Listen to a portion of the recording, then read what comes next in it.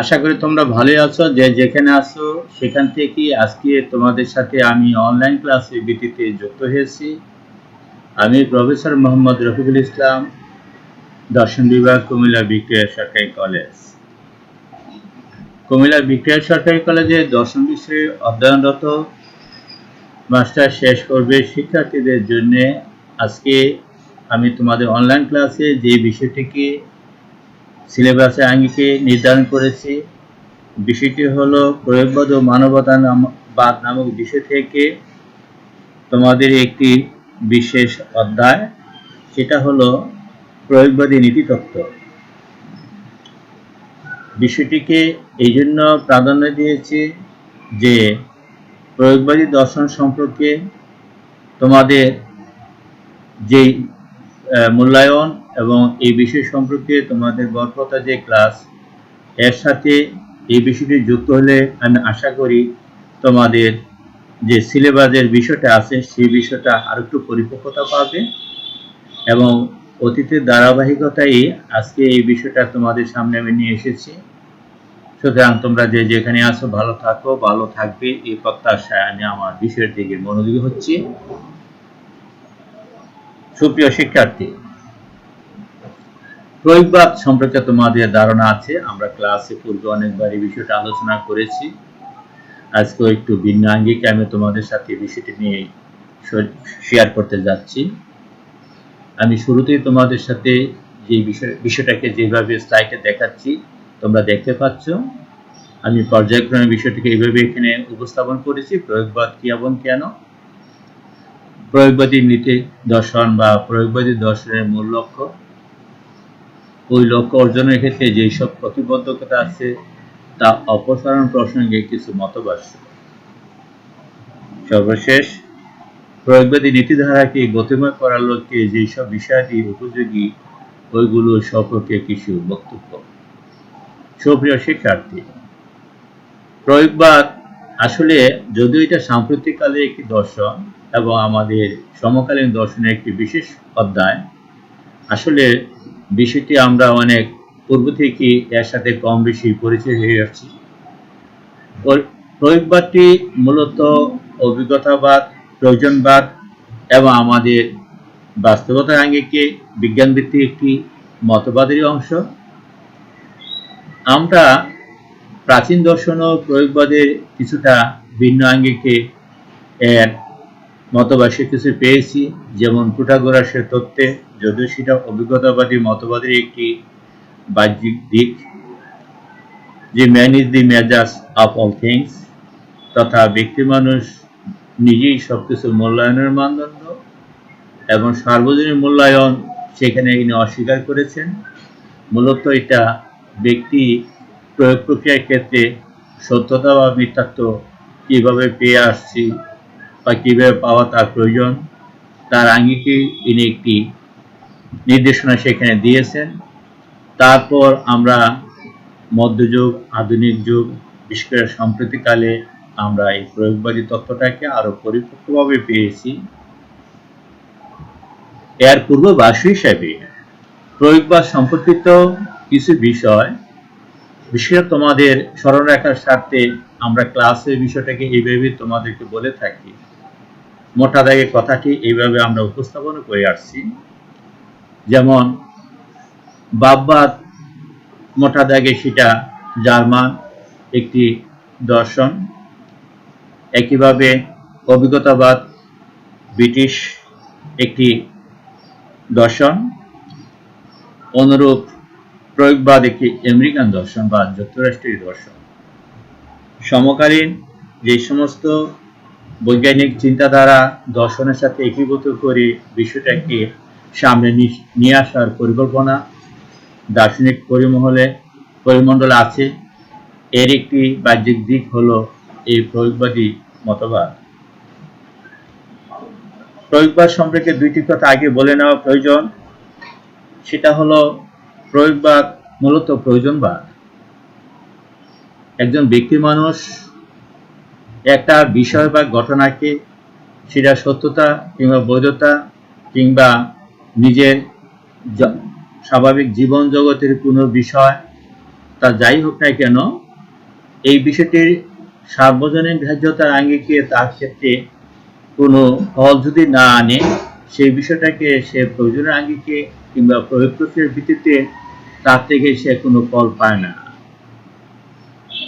তার অর্থ দাঁড়াচ্ছে যে প্রয়োজনবাদ তথা প্রয়োগবাদ এটা ব্যক্তি মানুষের তথা তার নিজের প্রয়োজনের নিরিখে এবং প্রয়োজনের স্বার্থে এই সম্পর্কিত। যখন ব্যক্তি মানুষের প্রয়োজনটাকে পরিপূর্ণভাবে সেটা প্রতীয়মান হয় কিংবা তার প্রয়োজন পূর্ণতা দানে সক্ষম হন, সেই বিষয়টাই তার ক্ষেত্রে একটি দার্শনিক আবেদন হিসাবে গ্রাহ্য, অন্যথা সেটি নয়। প্রয়োগবাদ হলো একটি দার্শনিক মনোভাব, একটি বিশেষ প্রবণতা তথা বাস্তব অভিজ্ঞতা সমাজবাদীর প্রতি এক বিশেষ দৃষ্টিভঙ্গির প্রকাশ, এক ধরনের বিচার অনুসন্ধান পদ্ধতি। প্রয়োগবাদী পদ্ধতির উপলব্ধি করেছিলেন যে বাস্তব জীবনের সাথে সম্পর্কহীন শূন্যগোপ চিন্তনের কোনো মূল্য নেই। প্রয়োগবাদী যে সমস্ত আমরা দার্শনিক পেয়ে আসছি, এখানে তাদের প্রায় সবাই আমেরিকান দার্শনিক, যদিও তার ব্যতিক্রম আছে। মূলত একমাত্র ব্রিটিশ সমর্থক এফসি স্কিলার ছাড়া এই তত্ত্বের যে সমস্ত প্রবক্তা তারা সবাই মার্কিন যুক্তরাষ্ট্রের অধিবাসী। প্রতিষ্ঠাতা হিসাবে উইলিয়াম জেমস জন ডিউই এই দুজন বিশিষ্ট প্রবক্তা।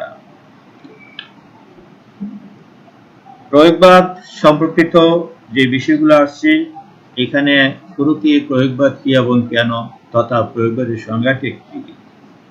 প্রয়োগবাদী সংজ্ঞা প্রসঙ্গে আমাদের যে বিষয়গুলো এখানে তোমাদের উপস্থাপন করা প্রয়োজন মনে করছি, সেটা হলো প্রয়োগবাদ কি এবং কি নেই। প্রয়োগবাদের যে সংজ্ঞাগুলো আছে সেখানে according to William James, it means the opinion and possibilities of nature as against dogma, artificiality, and a pretense of finality in truth. অর্থাৎ প্রয়োগবাদ হলো এমন একটি মতবাদ যা প্রয়োজনের সাথে যে কোনো বিষয়ে সিদ্ধান্ত নিতে হলে সেই সিদ্ধান্ত বাস্তবে কার্যকর ফল প্রদান করবে, সেই সিদ্ধান্তটি গ্রহণ করার কথা বলে। সুতরাং প্রয়োগবাদ মূলত একটি প্রয়োজন এবং প্রয়োজনবাদ এবং আমাদের বাস্তব জীবনে প্রয়োগ প্রক্রিয়ার ভিত্তিতে কোনো বিষয়ের যথাযথ ফল এবং এই ফলের প্রেক্ষিতে কোনো ব্যক্তি মানুষের উপযোগিতা বা চাহিদা নিবারণ কল্পে এটি একটি বিজ্ঞান ভিত্তিক মতবাদ হিসেবে প্রয়োগবাদীরা দাবি করে থাকে। প্রয়োগবাদের উদ্ভব সম্পর্কে আমি তোমাদের পূর্বে যেহেতু বিষয়টি বলে আসছি, সেই জন্য অর্থাৎ পূর্বে ক্লাসও আমি প্রয়োগবাদের উদ্ভব ও বিকাশ সম্পর্কিত আমি ক্লাস নিয়েছি, সেই জন্য এদিকে যাচ্ছি না। আমি সরাসরি তোমাদেরকে এই বিষয়টি কেন শুধু সংক্ষেপে কথাটি আমি বুঝাইতে চাচ্ছি। প্রয়োগবাদ কি এবং কেন, এর উত্তর আমি দিয়েছি সংজ্ঞার ভিত্তিতে। প্রয়োগবাদের উদ্ভব হয়েছিল 1878 সালে এবং এই প্রয়োগবাদীর ওই সময় থেকেই এটি আমাদের বাস্তব জীবনের চাহিদা এবং দৈনন্দিন জীবনে ব্যক্তি মানুষের স্বাভাবিক যেই নিজস্ব প্রয়োজন এবং উপযোগিতা।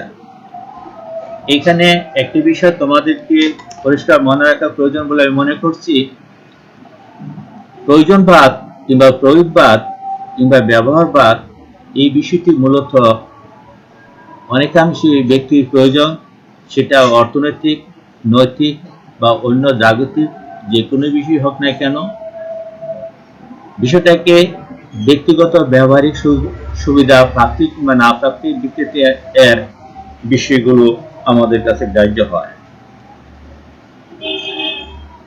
এই বিষয়টাকে এইভাবে মূল্যায়ন করা যায়, যেমন উপকার এবং উপযোগিতা। উপকার কথাটি বিশেষ করে মূলত দর্শনের ক্ষেত্রে প্রযোজ্য, আর উপযোগিতা এটি একটি অর্থনৈতিক পদবাচ্য বিষয়। মানুষের মানুষের অভাব মেটাবার ক্ষমতা, তার চাহিদা নিবৃত্তির স্বার্থে যেই বিষয়গুলো আমাদের প্রয়োজন, সেটাই প্রয়োগবাদী দৃষ্টিকোণ থেকে আমাদের কাছে মূল্য সমৃদ্ধ এবং তার গ্রহণযোগ্যতা অনেক বেশি। এটাই প্রয়োগবাদীদের মূল লক্ষ্য এবং মূল মতবাক্য। কাজে এই প্রসঙ্গে তোমাদের পরবর্তীতে যে বিষয়টি এখানে দেখানো হচ্ছে সেটা হলো প্রয়োগবাদী দর্শনের মূল লক্ষ্যটা কি। এতক্ষণ আমি যা বললাম তার প্রেক্ষিতে বিষয়গুলো অনেকটা ক্লিয়ার হয় তোমাদের স্বাভাবিক। তারপর আরেকটু বলে রাখছি, প্রয়োগবাদী যে সমস্ত দার্শনিক আছেন তাদের মূল লক্ষ্য উপযোগ্যই ছিল বাস্তব জীবনের যে কোনো বিষয় বা ঘটনা, সেটা সামাজিক, নৈতিক, জাগতিক, ব্যক্তিক, সামষ্টিক যাই হোক না কেন, সেটা দার্শনিক, তাত্ত্বিক কিংবা শুধু পরাতাত্ত্বিক কোনো বিষয় আঙ্গিকে মূল্যায়নের বিষয় নয়, সেটা সার্বজনীন গ্রাহ্যতার কোনো বিষয় নয়। সেই বিষয়টা ব্যক্তি মানুষের চাহিদা যদি পূরণে সক্ষম হয়, তাহলে প্রয়োগবাদী দৃষ্টিকোণ থেকে সেই দর্শনটাই আমাদের কাছে বেশি গ্রাহ্য এবং বেশি আমাদের কাছে মূল্য সমৃদ্ধ। এই বিষয়টাই কি প্রয়োগবাদী দার্শনিকগণ বিভিন্ন উদাহরণ এবং বিভিন্ন মতবাদের প্রেক্ষিতে আমাদের কাছে তারা উপস্থাপন করেছে। এই বিষয়টাকে আমরা তোমাদের এখানে পর্যায়ক্রমে দেখানোর চেষ্টা করেছি। সুতরাং তারা তাদের এই লক্ষ্য উপস্থাপনে বা লক্ষ্য পরিপূরণে যে সমস্ত বিষয়গুলো এখানে পর্যায়ক্রমে তোমাদের সামনে পরিবেশন করেছেন, সেই বিষয়গুলোকে মূলত দুইটা আঙ্গিকে এখানে দেখানোর চেষ্টা আমি করেছি। একটা হলো যে প্রয়োগবাদী মতবাক্য বা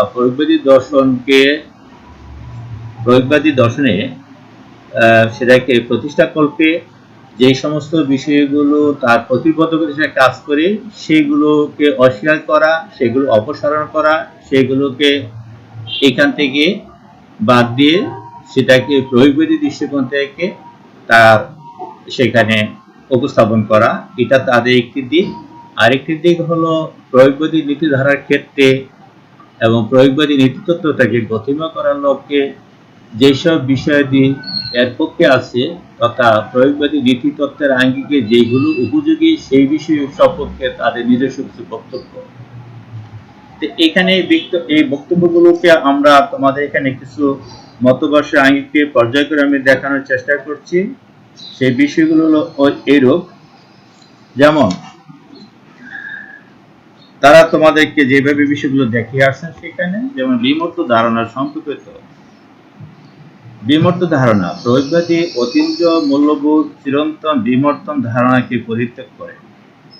তাদের মতে এইসব ধারণার কোনো বাস্তব উপযোগিতাও নেই, সমস্ত মঙ্গল বা কল্যাণী অভিজ্ঞতার মধ্যে সীমাবদ্ধ। আমরা যদি কোনো বিষয় থেকে বাস্তব উপযোগিতা না পাই তবে তার কোনো মূল্য নেই। সুতরাং বিমূর্ত ধারণা, অতীন্দ্রিয় ধারণা বা সত্তা সম্পর্কিত ধারণা, এই সমস্ত বিষয়গুলোকে প্রয়োগবাদী নীতি দার্শনিকরা অত্যন্ত সযত্নে এড়িয়ে গিয়েছে। তারপরে আসছে শতমূল্যের ধারণার অস্বীকৃতি। মূল্য সম্পর্কিত তোমরা পেয়েছ শতমূল্য, পরতমূল্য, এই সমস্ত মূল্য সম্পর্কিত ধারণা। এই সম্পর্কে প্রয়োগবাদীদের ভাষ্যটা এখানে আমি উপস্থাপন করছি। প্রয়োগবাদী বা প্রয়োগবাদ নীতিবিদ্যাকে একটি প্রায়োগিক বিজ্ঞানের মর্যাদা প্রদান করেছে। প্রয়োগবাদীরা নৈতিকতার ক্ষেত্রে কোনো শতমূল্যের ধারণা স্বীকার করে না। তাদের মতে নিজ গুণে ভালো বলে এমন কোন ধারণা নেই। জন ডিউর মতে দার্শনিকরা যে শতমূল্যের ধারণা দিয়ে গিয়েছে এমন কোনো শতমূল্যের কোনো জ্ঞানতাত্ত্বিক ভিত্তি নেই। যে বিষয় সম্পর্কে আমাদের জ্ঞানে আছে তা হলো কোনো আচরণ উদ্দেশ্য উপায় এবং অর্জিত ফলাফল। কাজে নৈতিকতা আলোচনায় এগুলোর উপরই নির্ভর করে। তাই সামাজিক বিজ্ঞান ও মনোবিজ্ঞানের মতো এইগুলোর অভিজ্ঞতাপূর্ণ আলোচনা আমরা করতে পারি। অর্থাৎ বিষয়টা হলো, সেখানে মূল্যের কথাই বলি বা সত্যতা বৈধতার কথাই বলি, সেটা ব্যবহারিক দিক থেকে সেটা অর্জিত যদি ফল বহন করে, তাহলে সেটাকে আমরা নীতিতত্ত্বের ক্ষেত্রে সেটা উপযোগী বলে মনে করব। ব্যক্তি মানুষের চাহিদা যদি সেখানে নিবৃত্তি না ঘটে, সেটা আর যাই হোক না কেন, সেটা শতমূল্য কিংবা পরক মূল্য যাই হোক না কেন, নীতিতত্ত্বের ক্ষেত্রে ওইগুলো গ্রাহ্য নয়। তারপরে যেটা আছে সেটা হলো বিমূর্ত, শাশ্বত, অতীন্দ্র, স্থায়ী, পরম কল্যাণ বলে কিছু নেই। অনেক দার্শনিক, বিশেষ করে পদার্থবিদ দার্শনিকরা এই সমস্ত বিষয়গুলোকে বেশি প্রাধান্য দিয়েছেন। এই প্রসঙ্গে জন ডিউ অন্যান্য প্রয়োগের নীতি দার্শনিকদের মন্তব্য হলো, পূর্বদর্শিত ভিত্তিক স্বীকার, তারা পূর্বদর্শিত কোনো নীতিতাত্ত্বিক বিষয়গুলো স্বীকার করেন না। তাদের মধ্যে কোনো বিমূর্ত, শাশ্বত, অতীন্দ্রিয়, স্থায়ী, পরম মঙ্গল বা কল্যাণ বলে কিছু নেই। উইলিয়াম জেমসের মতে সত্যতার মতো মঙ্গলের কোনো পূর্বনির্ধারিত রূপ নেই। প্রয়োগবাদীদের মতে নৈতিকতা প্রায়োগিক উৎকর্ষতার উপর নির্ভরশীল। কোনো আচরণ ভালো হবে তখনই যখন তাহা ব্যবহারিকভাবে ভালো ফল প্রদান করবে। পরবর্তীতে যে বিষয়টা আসছে সেটা হলো মূল্য বা মঙ্গল একক, স্থায়ী বা সুনির্দিষ্ট কিছু নয়। অর্থাৎ আমি যেটা তোমাদেরকে পূর্বে পিথাগোরাসের তত্ত্বের আঙ্গিকে কিছুটা ইঙ্গিত প্রদান করেছিলাম, তারই একটু এখানে পুনর্বাসী এখানে এসে গিয়েছে। বিষয়টি হলো, প্রয়োগবাদী নীতিতত্ত্বে এক বহুত্ববাদী মত প্রদান করেন তারা। তাদের মতে তত্ত্ববিদ্যা বহুত্ববাদ এবং নীতিবিদ্যা বহুত্ববাদ পরস্পর হাত ধরাধরি করে চলে। সত্তার যেমন কোনো স্থায়ী ভিত্তি নেই, এটি প্রায়োগিক বা উৎকর্ষতা দ্বারা বিচার্য হবে এবং এক দৃষ্টিভঙ্গিতে এক একজনের কাছে এককভাবে প্রতিভাত হবে।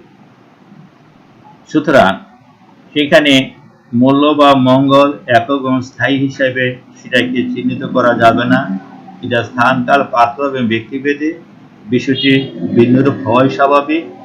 সেটা সম্পূর্ণ নির্ভর করে ব্যক্তির উপযোগিতা কিংবা তার উপকারিতা প্রাপ্তির যে মোট ফলাফল কিংবা তার যে সন্তুষ্টি তার প্রেক্ষিতে। তারপরে প্রয়োগবাদীদের এখানে তারা নীতিতত্ত্বের তাকে প্রতিষ্ঠা করার ক্ষেত্রে আরো যে সমস্ত বাক্য দিয়েছেন সেটা হলো নৈতিকতার ভিত্তি ইচ্ছার স্বাধীনতা। তারা ইচ্ছার স্বাধীনতাকে বেশি প্রাধান্য দিয়েছেন। প্রচলিত নীতি নৈতিকতার ক্ষেত্রে যে সমস্ত বিষয়গুলোকে আমরা ধরে নিচ্ছি, পূর্ব নির্ধারিত কতগুলো কথা পদ্ধতির আঙ্গিকে নীতি নৈতিকতাকে হ্রাস করা, মূল্যায়ন করা কিংবা তার ফলাফলের প্রেক্ষিতে, এই সমস্ত বিষয়ে অথবা পরাতাত্ত্বিক বা কোনো নৈতিক আদর্শের সার্বজনীন গ্রাহ্যতার প্রেক্ষিতে যে সমস্ত বিষয় পূর্বে প্রচলিত ছিল, সেই বিষয়গুলোকে প্রয়োগবাদী নীতি দার্শনিকরা সুকৌশলে এড়িয়ে গিয়েছেন। তারই প্রেক্ষিতে তারা অনেকগুলো বিষয়কে তারা অস্বীকার করেছেন, কিন্তু ইচ্ছার স্বাধীনতার বিষয়ে তারা একমত। ইচ্ছার স্বাধীনতার বিষয়টাকে প্রয়োগবাদী নৈতিকতার ভিত্তি হিসাবে ইচ্ছার স্বাধীনতাকে মেনে নিয়েছেন। উইলিয়াম জেমস, এফসি সিলার এই সম্পর্কে বিস্তারিত আলোচনা করেছেন। তাদের মতে ইচ্ছার স্বাধীনতার পক্ষে বিপক্ষে বহু যুক্তি থাকা সত্ত্বেও আমাদের এর পক্ষে অবস্থান নিতে হয়, কেননা আমরা লক্ষ্য করেছি যে আমাদের নির্দিষ্ট আত্মমূল্যায়ন রয়েছে এবং আমরা যখন নির্দিষ্ট কিছু ইচ্ছা করি তখন ওই কাজটা আমরা করতে পারি। অনুরূপ ইচ্ছা স্বাধীনতা না থাকলে উচিত কর্তব্য শব্দগুলো অর্থহীন হতো। যদি কোনো মানবিক আচরণের ক্ষেত্রে কোনো পছন্দ না থাকতো তবে সবকিছু নিয়ন্ত্রণ হয়ে যেত। অনুরূপ ইচ্ছার স্বাধীনতা না থাকলে জীবন হতাশাপূর্ণ হয়ে পড়ত। যদিও আমাদের ভাগ্য উন্নয়নের জন্য যথেষ্ট শক্তি, সামর্থ্য, উপকরণ রয়েছে। উইলিয়াম জেমস স্বাধীন ইচ্ছাকে প্রতিজ্ঞার সাধারণ বিশ্বতাত্ত্বিক তত্ত্ব বলে অভিহিত করেছেন। তারপরে তারা প্রয়োগবাদী নীতিতত্ত্ব সম্পর্কে আরও যে সমস্ত বাক্য দিয়েছেন তার একটি বিশেষ দিক হলো নীতিবিদ্যা কোনো তাত্ত্বিক বিষয় নয়। আসলে নীতিবিদ্যা সম্পর্কে অনেকেরই ভাষ্য বা অনেকেরই মন্তব্য যে এটা একটি তাত্ত্বিক বিষয় এবং কারো কারো মন্তব্যটা সর্বজনীন কারণে বৃষ্টি।